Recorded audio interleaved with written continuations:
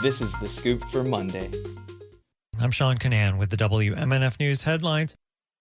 A CBS reporter on X says that CBS News has obtained a final draft of the House Ethics Committee report on Matt Gaetz, which is expected to be released later today. According to CBS, among its findings are that Gaetz violated state statutory rape and illegal drug laws. A federal judge has dismissed a Broward County teen's challenge to the constitutionality of a 2021 Florida law that forbids transgender female students from playing on women's and girls' sports teams. On Thursday, a U.S. district judge issued a decision rejecting arguments that the law violated the equal protection rights of the student. The judge said the student needed to show that the legislature had a discriminatory purpose in passing the law called SB 1028. The lawsuit in part cited statements made by legislators that said it did show such discrimination. The law was part of a series of measures passed in Florida and other GOP-led states in recent years that have focused on transgender people. A controversial bill filed for the upcoming legislative session would allow Floridians to openly carry firearms. WMNF's Chris Young reports it's received scrutiny from both sides of the aisle.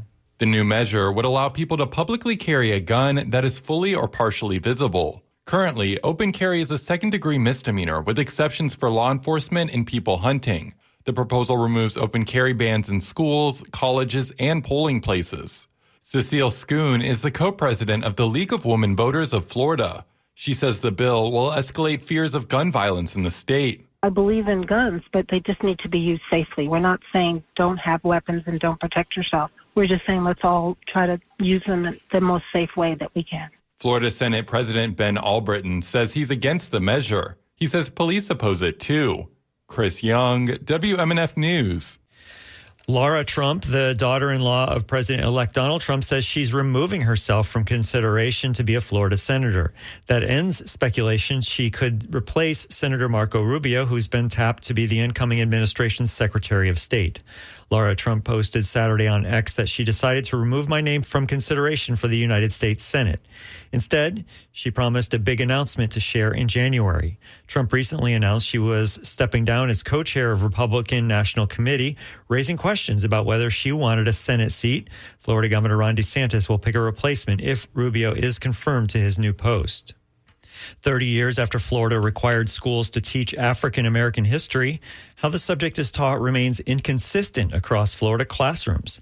That's the conclusion of a review by the Associated Press. In the eyes of some advocates, Black history instruction in public schools is inadequate and under fire by the administration of Republican Governor Ron DeSantis, who has championed efforts to restrict how race, history, and discrimination can be talked about in states' public schools. That's pushing churches and community groups to take up the mantle of teaching Black history, which some families no longer trust the state's education system to do. The battles over abortion in the U.S. are increasingly focused on the pills that are now the most common way of pregnancies are ended. Texas sued a New York doctor this month over a prescription to a Texas resident. It could become the first test of a shield law that New York and some other Democratic-controlled states have passed to protect medical providers who make that kind of prescription available via telehealth. There's also a lawsuit aimed at rolling back federal approval for one of the drugs, and states are considering laws to make them harder to obtain for abortion.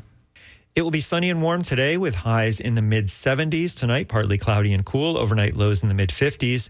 And tomorrow, your Christmas Eve forecast calls for partly cloudy skies with highs in the mid-70s. I'm Sean Canan with the WMNF News headlines. This is The Scoop, recorded at WMNF Tampa.